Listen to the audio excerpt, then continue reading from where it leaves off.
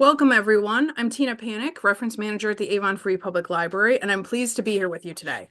Voices of History features novels that transport us to vividly imagine moments from the past, centering women's lives and experiences often left out of the historical record. And now I'm happy to introduce our authors. Marie Benedict and Victoria Christopher Murphy, who've written A Pair of Aces, comes out from Berkley, Penguin Random House. Madeline Martin, A Time of Witches, comes out from Hanover Square Press and HarperCollins. Mengxi Seeley, Silk and Sensibility, Shadow Mountain Publishing. Cynthia Swanson, This Isn't New, Women's Historical Stories, the Indie Author Project. And Wang, the Chinese lady from HarperVia and HarperCollins. Thank you so much for joining us today. I wanted to start with a lightning pitch of your new book so that readers will know what to look forward to. Let's start with Marie and Victoria, and then we'll go to Madeline. So our book is A Pair of Aces. It's about two women, one black, one white, on opposite sides of the law, who join together against all odds to bring down the most notorious gangster of the 1930s, Lucky Luciano. And the two women are Eunice Carter, who was the very first Black female prosecutor in New York, and Polly Adler, who was the most famous madam of her day. But the thing that made her different and why she was the most famous is she ran her brothel like a business. All right, and Madeline? First of all, I also just have to say that I got an advanced copy of The Pair of Aces, and oh my gosh, you guys are in for such a treat. So, A Time of Witches is a dual timeline, partially set in the 1600s in England during the witch trials, and the other part starting off in Savannah, Georgia. And if you love E. Shaver books in Savannah, Georgia, that has a little feature as well. And it's basically about a young woman named Lilith starting to have these recurring dreams that she's being burned alive at the stake. And she ultimately realizes that she needs to find a way to save her ancestor from being burned alive at the stake, or she too will die. Dun dun dun. Okay. Mengxi? Silk and Sensibility is my debut novel, and it's a retelling of Jane Austen's Sense and Sensibility, but set in 16th century China. So it's about two sisters with dramatically different ideas of propriety and passion who have to learn from each other's strengths in order to find their own happiness. Okay. Cynthia? Thank you. My book is This Isn't New. It's actually a short story collection. There are 9 stories in the collection. They span the 20th century. Each of them has a female main character. They're all set in the United States. And they face some diverse challenges like gaslighting and gender presumption and body autonomy. But in each case, it's gender that's dictating the constraints that are put on them. And each one must fight for who she is against the expectations and the forces that are working to constrain her. Okay, and last but not least, Bo. Hi, my book is also my debut, The Chinese Lady, and it imagines the life of the first Chinese woman in the United States. In 1834, an American merchant company brought a young girl to New York as part of an exhibition of Chinese goods, and she became a nationwide media sensation. But other than her time exhibiting during this sales gimmick and then with P.T. Barnum's American Museum, there's no record of her life or where she came from, who she really was, and even what her real name was. So this book imagines her life through the perspectives of 4 women. Okay, thank you all. All right, so now we'll do a series of questions in different categories and rotate through so that the readers can hear all about different aspects of the books. So first question is from Wangxi. Can you tell us about your love of Sense and Sensibility and how it inspired this novel? Yeah, so I've loved Sense and Sensibility ever since I was a teenager. I actually immigrated to the United States from China when I was 5. So English is technically my second language, and I had to work really hard to catch up to my peers in reading. Um, but by the time I was a young teenager, I'd finally gotten good enough at reading that it became fun. And as a reward, my dad actually bought me a copy of Jane Austen's complete works, which I still have. Um, and of course, being my dad, he followed up with this lecture about how Jane Austen's a classic because the themes that she explores are so universal and timeless. And being a teenager, of course, I'm just like, whatever, dad, okay. But I fell in love with Jane Austen because Jane Austen was funny, she was witty, she had this sharp social commentary, and I loved her character so much that I even got my mom to watch the movie adaptation with me, which is kind of hard because she doesn't watch a lot of English language movies.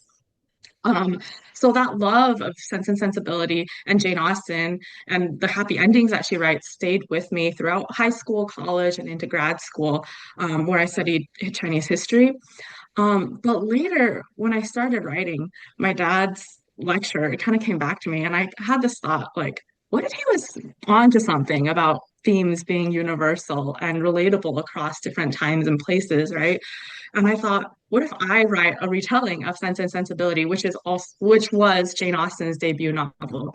Um, so I thought like I could maybe draw on my academic studies in history and also my personal background as a Jane Austen fan and a Chinese woman. I wanted to write a book about Chinese girls who find happiness because I think Chinese characters are just underrepresented in English language historical romance. And I wanted women like myself or women from all different backgrounds to believe in happily ever afters and to see themselves and pursue the things that would bring them joy, just like Jane Austen brought me joy as a teenager. I love how well worn the cover of your book is. Can you just hold that up one more time? I think that is a Yeah, well-loved copy and definitely it well is. read. Wonderful. Thank you. And Bo, your novel is also set in China. What did you learn about the cultural practice of foot binding and how it impacted women? Thanks for that question, Tina. Actually, I was interested about learning about Western perceptions of how foot binding impacted women. There was an American woman, Harriet Lowe, who was a famous diarist, and she journaled extensively about her journey to China. And she wrote that Chinese women were these poor, degraded beings, crippled and tortured to please their masters. Um, and that struck me because while foot binding was a condition of female oppression for sure, it was also a condition of privilege. And in the early 19th century, only well-off families had the resources to bind their daughters' feet, since foot binding essentially crippled them in a way that made them less able to contribute to the family's work in the house or the fields or caring for the younger children. And I think that's actually one of the biggest mysteries that I really wrestled with about the Chinese lady. Despite the merchants' claims that they had a highborn Chinese lady in their exhibit, I would have suspected that they would only be able to secure a poor young woman for their enterprise. But the fact that the Chinese lady had bound feet does lend credence to the idea that she came from a in some way, a socially advantaged family. So I made her the daughter of a second concubine in a Hong merchant house that had a rapid decline because that felt at least somewhat plausible. And then it meets both the wealth and the social status at the same time. Okay. Now we're going to keep moving forward in time. So this is sort of the chronological set of questions. Madeline's novel, your book is set in the era of England's witch trials. And what's one thing you learned in your research that surprised you? So I thought that I knew everything about witch trials until I actually started researching the witch trials. This was during the time of Matthew Hopkins when he was kind of doing that sweep across England and really kind of like accusing women of being witches. And it's really interesting because a lot of it actually had nothing to do with witchcraft or with magic. In fact, people were actually using spells and charms to actually keep witches away. So they had these little bottles that they would fill. They had like a little angry face on them, and they would fill it with like nails and like hair and urine and like all this nasty stuff because that's what they did in that time period. And they would bury it in their yards because they thought that it would keep the witches away. And they also had like witch marks that they would put on all of the entrances of their homes, or if they had like a safe, like that they would put on there as well to keep things safe from the witches. So I thought that was very interesting. And I also found it interesting as well that they didn't actually think that they were torturing these women. They thought because they were doing sleep deprivation or because they were doing the swimming test or because they were making them run back and forth or starving them or keeping them from thirst, and they weren't using thumb screws and all of these other historical implements of torture, that they were really kind. They weren't actually torturing them. They were just gently coaxing the truth from these women. Yeah. Wow, okay. I'm also really glad that as they built those little sachets, they stayed outside because I cannot imagine they smelled great. I just Yeah, just better did. to not have them in your house. Okay, good. Thank you. And Cynthia, your short stories cover an array of eras, which was fabulous to read. Which one was your favorite era to craft and why? It was funny when I saw that question because and I think the authors here that have written more than one novel have probably had that question too, like what's your favorite novel? And I always say with my 3 novels that are out, it's like asking which is my favorite of my 3 children. I can't answer that. My kids are always like, it's me. And it's sort of the same thing with these stories times 3 because there's 9 of the stories. So there's not really a particular favorite, but I did like writing about every one of the eras for different reasons. I would say one of the ones that I really enjoyed, though, was a story that's called A Complaining Woman. And it actually covers 2 different eras because the main character, Christina, is kind of what's happening to her is happening post World War II, immediately post World War II, but she's also going back to some times that happened with her mother. Her mother was what is called a silent sentinel. She went to Washington in 1917 to protest Woodrow Wilson's White House and ask why women didn't have the right to vote. And she ends up actually being arrested and becomes very ill in prison and perishes because of this. So this is something that completely affects Christina as she grows up an orphan afterwards. And we're getting the story of Christina and what happens to her post World War II as she's facing sort of a different issue, but really not a different issue, the same issue of that she is being put down from what she wants to do and the goals that she wants because of men. So she is influenced by her mother and still being influenced and hearing that voice of her mother. So I really liked writing about both of those eras. It's almost a dual timeline story, which you don't get too much in short stories, but I really loved that particular experience. And I love that your answer had 2 time frames in it. So that's fabulous. That's fabulous. It moves you forward in your progression a little bit. I think I'm framing the one that you're coming to next, if I'm thinking of it correctly. I like it. That's a good teaser for the listeners. All right, and Marie and Victoria, your new book is based on real people, and so I know this is something you get often, but I think it's an important question. How do you balance the line between fact and fiction when writing? Victoria and I decided I'm going to take this one. And Okay. first of all, I just have to say, everyone's books sound so good. I can't wait to read them myself. And I'm sure everyone here struggles with this issue of balancing fact and fiction, right? I would say the approach is similar for all our books, both collective and individually. The way I look at it as the historical research, right? The original source material, which in this case, we were fortunate to have, in the case of Polly Adler, our most famous madam, she wrote an autobiography. In the case, and that's pretty sweet, although you have to take it with a grain of salt. An autobiography is a narrative that someone's telling about their lives. And in the case of Eunice Carter, we had not only original source material, but we had a biography of her written by her grandson, who's a well-known writer himself, and assisted by his daughter. So you interspersed in it, you had not only the historical record, but you had familial anecdotes, which is another kind of source of original source material. But, drawing on those and many other resources, we kind of look at it this way. All that historical research forms the architecture of the story. It's the foundation, it's the pillars, it's the roof upon which the story kind of hangs.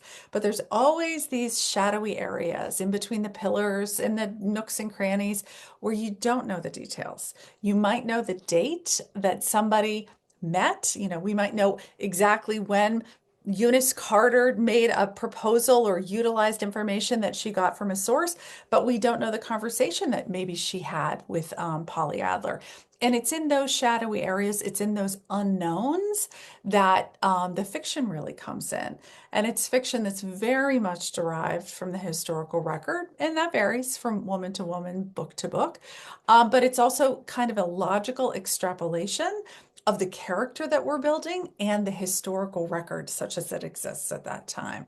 So it is grounded, in not this kind of willy-nilly fiction that isn't anchored in something else, but it is indeed fiction that's inspired by very real women. In this case, Eunice Carter and Polly Adler.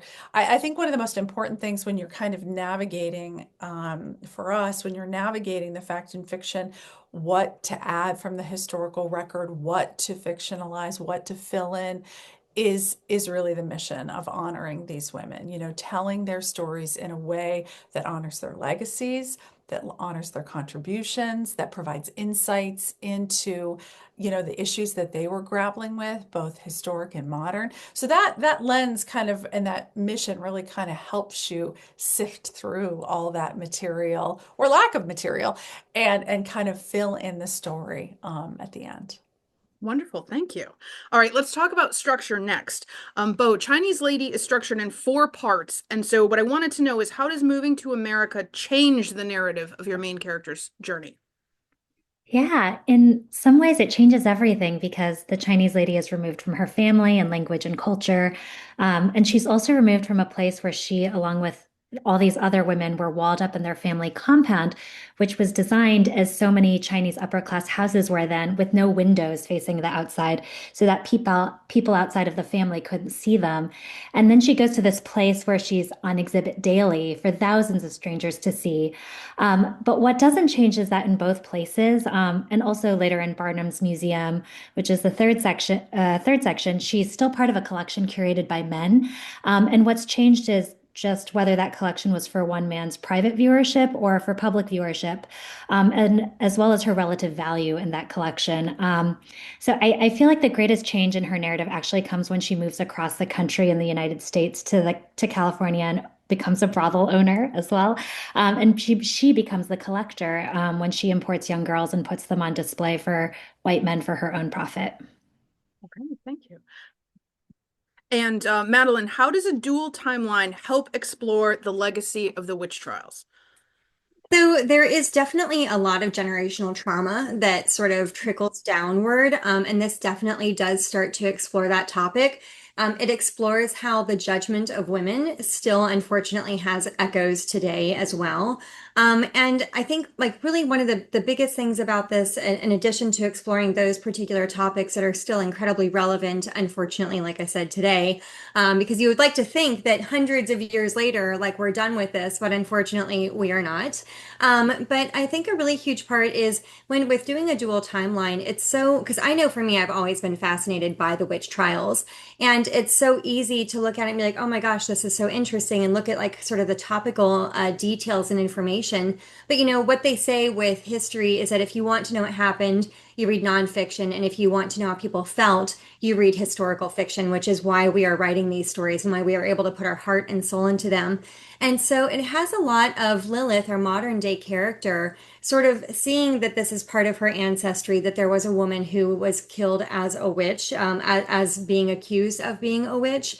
But it also shows it from Sybil's perspective, the experience of being there, of what she went through as she's trying to prove her innocence, what she's enduring, trying to save those who she loves, the friendships that she has, the loves in her life, and ultimately the truth that she's trying to protect. And I think that's so incredibly relevant because it really puts us in Sybil's shoes, but it also gives us almost that arm's length experience in the contemporary perspective from Lilith until she really gets wrapped up in it. But more to come on that.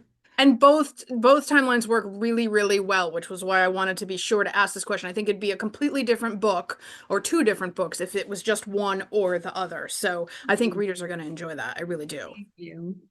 Mengxi, what is your favorite part or scene in Senseless Sensibility that you wanted to make sure that you crafted well in your adaptation?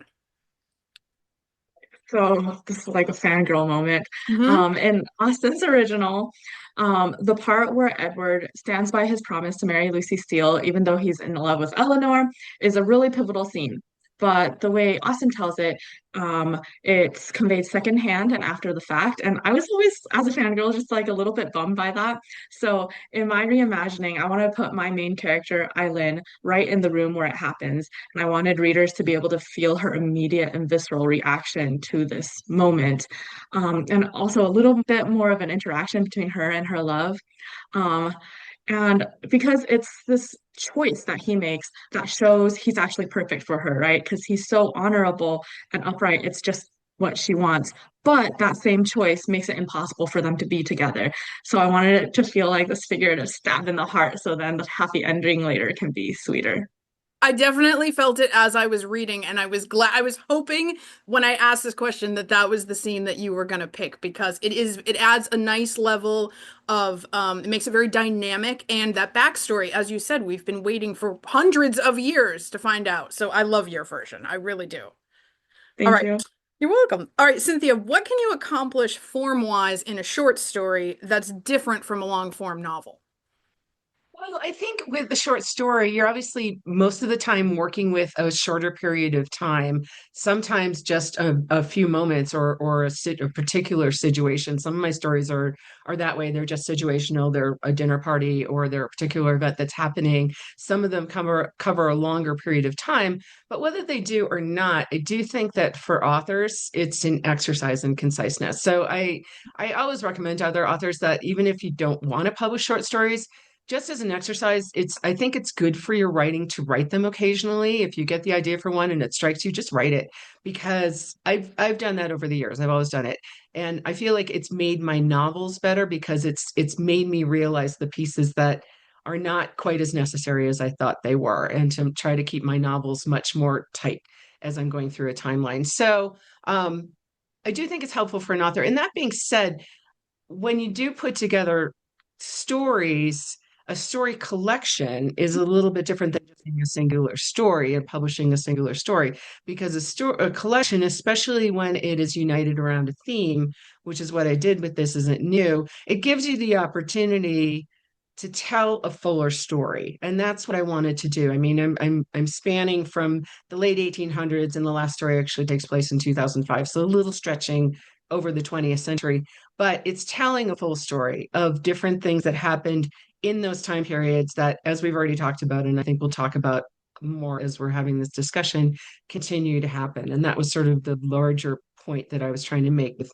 doing them as a collection and pulling them together that way. Some of the stories are new, some are stories that I wrote quite a while ago and revised significantly for the collection just to make them kind of work into that theme. So I think again, it's a different way of writing novel. I've written published three novels, written a bunch of them, as probably most people have in this discussion. And it is a very different process, but I think it's a good exercise for any author to take on, any fiction writer. And as a reader, it's very enjoyable. I found myself trying to figure out if we could transcend time and space, which of the women would be friends with each other. And then also there were definitely, even though they are whole and complete stories, I was curious to see what would happen next with some of the characters. So there's just enough of that ellipses tension to keep your imagination going. All right, thank Yeah, I you. wanted there to be a thread as you're going through. Mhm. Exactly. Thank you. The theme is definitely there, definitely there. And it would be a very interesting dinner party if they were all there at the same time, I have to say. All right, Marie and Victoria, how do you co-write your novels? Is it a divide and conquer strategy, or do you share rewrites? Is it one big Google Doc? How does it work? I guess one big Google Doc is a good way to describe it. One of the things that I think Marie and I are most proud of is that we take responsibility for every word written in the book, no matter who writes it. So we really do write the books together, and people always say it's seamless, and that's what I love. So we discuss the overall concept of the book. Marie is the scavenger hunter in this relationship. She finds the stories, but we talk them through, because she wants to make sure I agree. I want to make sure, and it's always been seamless that way. And we talk about the overall concept, and then we each do write parts of it, but not without the other person having input. Mhm. Even ahead of time. And then we kind of switch the chapters. We have so many funny stories of how I sent something to her and it comes back a little different. And I was like, oh, I thought I had taken that out already. But we talk, it is a way for us to really get to know our characters because we have to talk them through. Marie will sometimes call me and say, I don't want this character saying that to that one. And I was like, why? You say that to me, those kinds of things. And so one of the things I do want to say about collaborations, because we've been very successful at it. Someone once asked me, would I rather, if I could do only one from this point forward, I think I'd rather write with Marie. If I could only do solo or collaborative, I would rather do that. And that's because I found my writing soulmate. I don't think any two authors can get together. I think from the very first conversation we had, Marie and I agreed that there would be no ego in writing the books. The ego are the women, and we have to put forth. So I've never felt anything when she's told me something, and I know when I've called her up and say, okay, we're not doing this, she's never felt anything except we want to write the best books. Oh, that's fantastic. Okay. Now we're going to talk about the societal pressure that plays a big role in each of these stories. So my first question is for a couple of authors. I can shoot to you first, Bo, and then we'll come back to Marie and Victoria. But I wanted to ask, what do your characters learn about the world of prostitution during their journey? Oh boy. I mean, I think one of the there's a bunch of characters who in the book who interact with the business of prostitution, and they have different relationships with it. So Little Sparrow's mother, the Chinese lady's mother in the first section, was a tea house girl who entertained men and sometimes just serving tea, sometimes with sex before she became a concubine. And I think that she judges the other girls that she's with because she says, the madam's right. Like we all are doing the same thing if we're married or we're not. It's just we get paid for it if we're prostitutes and have more ownership over our bodies than if we were concubines or wives. And that was a really interesting quote that I actually stole from a sex worker who was in the 19th century in San Francisco who wrote about this experience. And, I think little Sparrow, the Chinese lady, really wrestles with her mother's sexuality as when she's young, especially as her mother has an affair with someone that the Chinese lady thinks is beneath her. But later, when she's older, she's like, oh, you know what? Sex can be a way of freeing yourself from one person to take ownership of your body by choosing to have sex with other people other than your husband or the person who owns you. This is a way of freeing yourself. And so she has a really complicated relationship with sex. And, even though she was brought by men to this country for the exhibition of others, she ends up being a brothel madam who imports young girls, Chinese girls, for her own brothel, for her own business. And she almost packages it in a way which, we don't see the perspectives of the young girls in her employ, but she says she almost packages it as a way as like this is an empowering career for you. So it's interesting. Okay, thank you. All right, and then Marie and Victoria, same question. I mean, everything you just said, Bo, was so interesting because I feel like in some ways that's very similar to Polly Adler's perspective. She becomes this incredible, famous madam, and she runs a brothel that looks like a cross between King Tut's tomb and a gambling house. And it is a brothel, but it's other things as well. But she comes to that desire to approach prostitution as a business through her own experiences. She comes to America as a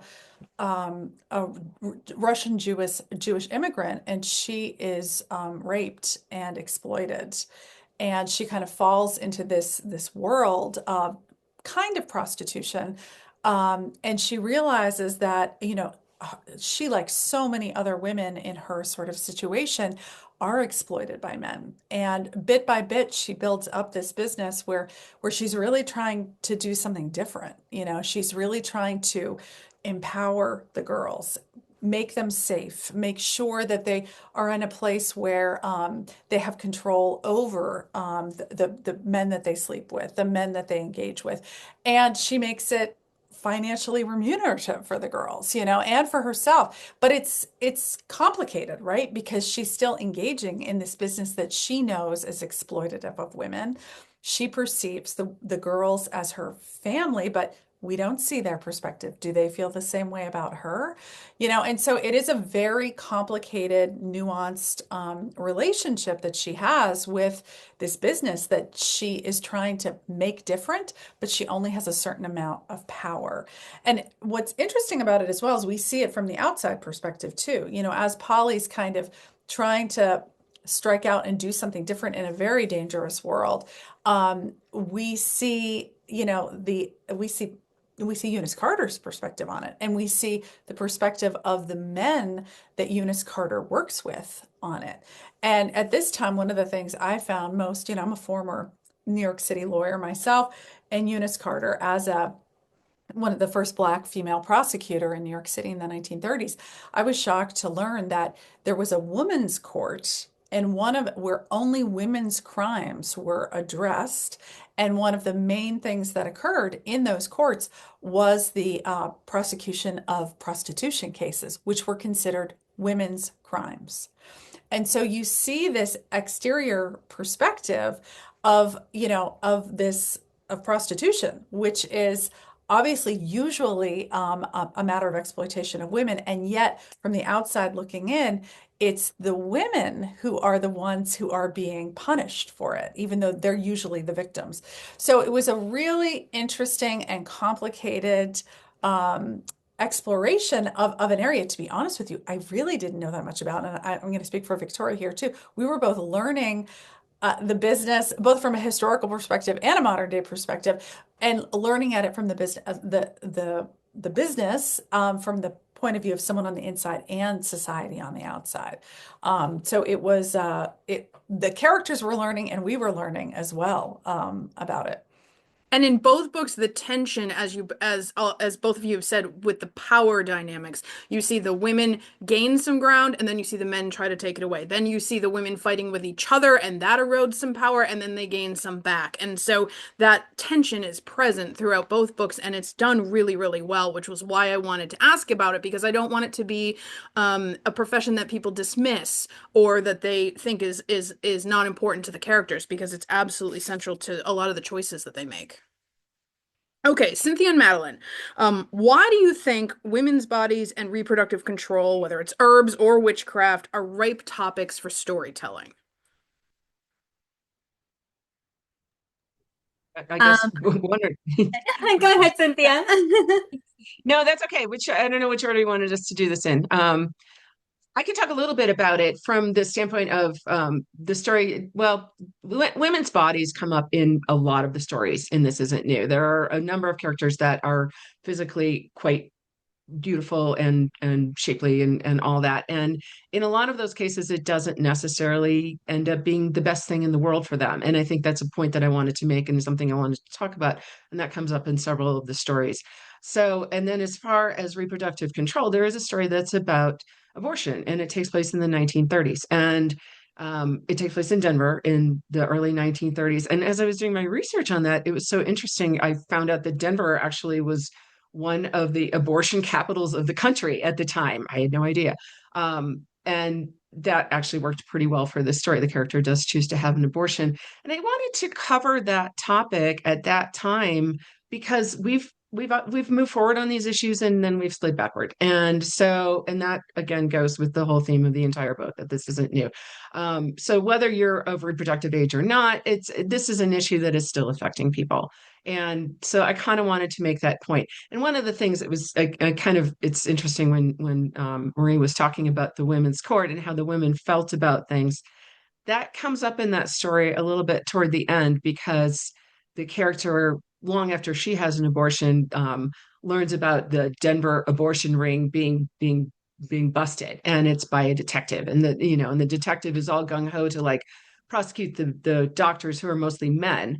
And fine, but the character, her name is Claire's like, well, did anybody ever ask these women their stories? What did anybody ever talk to them? No, it was all about, let's stop this in its tracks. And so I kind of wanted to make that point because I feel like that's still happening with that issue. Nobody is asking the questions. Nobody is saying, what can we do for you, to the women? It's all about, let's just stop this and control this. So I'm going to leave it at that and let Madeline answer the question going back in time.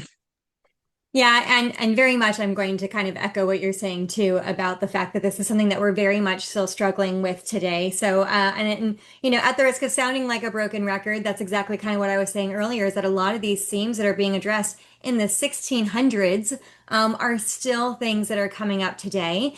And, oftentimes it has a lot to do with the fact of like men controlling women. Look at the medieval paintings. You'll find that women don't have any body hair. It's men controlling women. Look at the fact that they want women to experience pain during childbirth, because that's their price for what Eve did when she was in the Garden of Eden. And so, physicians would not let women in that time have any sort of relief from the pain, whereas midwives very much tried to help women ease through the childbirth process and take away their pain as much as possible with the limited resources that they had. And of course, like deciding whether or not a woman can have a child or not, that is way too much control. And so, of course, they're going to kind of put a kibosh on that. But another big part of it, too, is that in this particular time period, in the 1600s, you kind of have this war being waged between physicians, who were men who are educated in universities, and midwives. These are women who oftentimes have been sort of educated, passed down from woman to woman. But also, if you look at their tools of implementation, you're going to have physicians that are using non-natural ways of helping people through things. So you're going to have drugs that they've created. And it's interesting because, like, in the 15 and 1600s, sometimes they would gold plate these pills so that they would be bougie, which of course completely makes them ineffective, which whatever they swallow, because it wouldn't go through the gold, which is probably for the best in some cases. But then with women, with these midwives, you're having a lot of natural herbs, like a holistic sort of approach. And that's interesting because it's almost yet another control of man against nature, because these physicians are using these man-made products, which are saying, nature, I don't need you. I can make my own thing to heal these people with. It's interesting. I was actually just in Paris. I was in Versailles, and the Garden of Versailles has no flowers. And the reason for that is because man wanted to control this garden, and they didn't have any control of the flowers, but they could control the shrubs and how they were shaped. And so that just really made me think about this question, and how the fact that man is even trying to control nature with his application to medicine. And it even goes back to the answer you had given earlier, that they come up with these methods that aren't torture, but really are torture, because in their eyes, they think it's a gentle approach. And so that perspective, again, creates some wonderful tension, which moves all the stories along. Okay, and then Mengxi, can you tell us about the financial hierarchy in Chinese families at this time? And I'm sure it's a college length worthy answer, but I want to know, did women have any influence or autonomy on their finances? This is a great question because the answer is complicated, right? I think so. People often view Chinese women's history as things happening to women, but as Bull pointed out with foot binding, which also features in Silk and Sensibility, women's history, Chinese women's history, is also Chinese women making choices and doing things. So in my book, my main character, Eileen, at the very beginning, she's trying to sell a part of her dowry to help her family with finances because during the Ming era, a woman's dowry was the only fortune that she could personally own. Inheritance law made it so that only male heirs could inherit. But even within these societal confines, women could and did employ a variety of strategies to control their fortunes. The most common strategy was trying to marry and bear and raise children who were loyal to her. But some women, they also did manage their own dowries and domestic household finances, and some also worked outside the home. So my main character, Eileen, she was actually inspired by a real 16th century painter named Wen Chu, who was this wealthy, like high class scholarly lady who sold paintings and was employed as a personal tutor to other upper class ladies. So the answer about agency and power, it's complicated. And it's interesting how throughout your story, especially, the fortunes sort of rise and fall depending on how well the characters are getting along. It can literally be the whim or mood of whoever was born in what order, and that's a precarious place for some of the women to be in. So that was why I had wanted to explore that as well. So thank you. All right, now each of these women in all of these stories experiences some growth and they gain some confidence in their lives. We've talked about the serious things, but I want the the listeners and readers to know that there's a lot of positive things that are happening to all of these characters. So, my next question is for Madeline. How important is embracing the truth to your characters? So it's really interesting because they're both kind of struggling with truth in one particular capacity or another. So with Sybil, who's going through the witch trials, she has this truth that nobody wants to listen to because they feel like they already have this narrative. And she does have a little bit of a secret where she does feel a sense of guilt about something. And there's this one particular part where she's being walked and she's so completely delirious from what she's been going through that she fears that maybe she gave a little bit of this away. But ultimately, that truth, even if she were to say it, and she has been saying it, nobody is believing her. And then with Lilith, her story is sort of uncovering the truth about her past and about herself, and why she's kind of starting to have a lot of these experiences. These women are tied together through a semblance of a curse, and it really is through their particular bloodline. And so, as the story is going on, she's having to uncover not only more about her past, like as far as her ancestry goes, but also really about herself. And really, ultimately, with both of these women, I feel like it's one of those things where even though the truth does not necessarily save you, the truth will at least let you know who you truly are. Oh, I love that. All right. And Bo, can you give us an example of how your character challenges racism? And I know this seems like a large question because there are multiple incidences, but I thought if you could feature one and you could pick which part of the story it came from. Yeah, so I think one of my favorite sections is the fourth section when she becomes a madam of a brothel, because she's not just challenging racism, but she's using racism to make a profit. So her brothel, the Palace, King Tut, it's not King Tut themed, but her brothel's primary attraction is a peeping box, and the peeping box is a box where white men have like there are holes drilled on the side, and white men can pay to peep at naked Chinese girls and see if they're made differently from white women.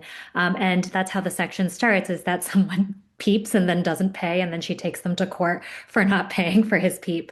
So I think she's very clever about doing that kind of thing. And this is based off of a real story of a different madam who was a Chinese brothel owner in San Francisco a few decades after the Chinese lady would have been there. But I also think the thing about the Chinese lady is that she felt comfortable manipulating the system in order. She's like, this is the system and this is the constraints. How can I use it and work within its confines? I think Marie talked about that too. Mm-hmm. Okay, thank you. All right, Marie and Victoria, what's one way the women in your story exert power in this male-driven gangster world? And you know what's so interesting about this is that even though the story is told from the position, the voice of Eunice and Polly, it's a host of women that work together to bring down Lucky Luciano.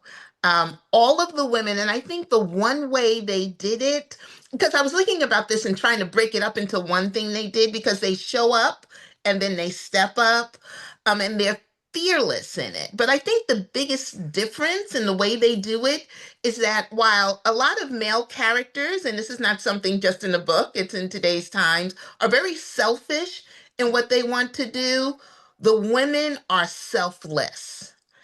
And they go at one, and this is just something that I think happens with women, but especially in this book, they really try to show up and make sacrifices for the good of others. Everybody's thoughts in this book is beyond themselves. Because if it wasn't beyond themselves, these women would be afraid. The mob was at the door. They are running and they are speaking against people who want to kill them, to silence them. And yet every single one of them step up. And they do it selflessly. So that's the way that they just do it. And nothing's changed, has it? No, you are absolutely correct. Absolutely. Okay, and then Mengxi, what role does integrity play among the generations of women in your story? You have a couple of great quotes where they talk about this throughout the novel. Yeah, so in Silk and Sensibility, I was really diving into two of many Confucian virtues, which are propriety and integrity, Li and Yi, and that's how I glossed it. So Island, the eldest daughter in the family, she thinks that being proper and avoiding conflict is the right thing to do, is the way to show integrity. While her younger sister, Maylin, she believes that following her heart is the right thing to do, no matter what other people say. But going through heartbreak teaches Maylin that sometimes there's a benefit to be gained from caring or at least thinking about what other people are saying. And a pirate raid teaches Island that there's sometimes when propriety doesn't matter and avoiding conflict is not the way to survival. So they learn through the book that there's different ways to have integrity. But beyond the younger generation of characters, I also have this matriarch of this extended family, Grandmother Zhang, who's inspired by Jane Austen's Mrs. Jennings character. Um, and at the beginning, Grandmother Zhang, she seems like this nosy, vulgar merchant character. But as the sisters grow and start recognizing her courage and her generosity, they realize, oh, that's another form of integrity, being kind and good and brave. Okay, thank you. All right, and then finally, Cynthia, one of your stories focuses on body shaming, which isn't often written about, and I just wanted to know what prompted the inclusion of that topic. Well, I think it's for exactly that reason, because it isn't often talked about. And that is one of the intentions that I had with this collection, with This Isn't New, is to face issues that we're societally taught not to discuss. That's something that we don't talk about, but it happens. And it's been happening throughout history. It always has. So and I feel like, especially with that story, the irony in that story is called One Among Four. And the main character is she's this tiny little thing. Her father calls her our little Twiggy, and she has these three sisters who are rather large, and they're all very close with each other, and she's the outsider in the group. So I kind of wanted to highlight that, and that, you can be, she's inwardly body shaming her sisters, but not outwardly. She doesn't do that outwardly, but at the same time, she knows that she is the outsider, even though she is the one who is societally accepted. They are accepted within this community that she wants to be a part of. And I like to feel that story ends on a little bit of a sad note, but maybe a little bit of a hopeful note, because maybe that won't always be the case. And that's sort of the intention and the hope. And that definitely was one of the stories that stuck with me when I finished the collection. So as everyone has heard, we have a fantastic range of historical fiction stories that are up and coming. I want to thank everyone for being part of the panel today. Each and every one of these books is thoughtful and well written, and definitely a perfect book club choice in case you're looking for what you should read in the upcoming months. So thank you everyone for being part of this conversation. And up next, we invite you to attend Paths to Growth or Poetry Now. Thank you everyone for joining us this afternoon. Thank you.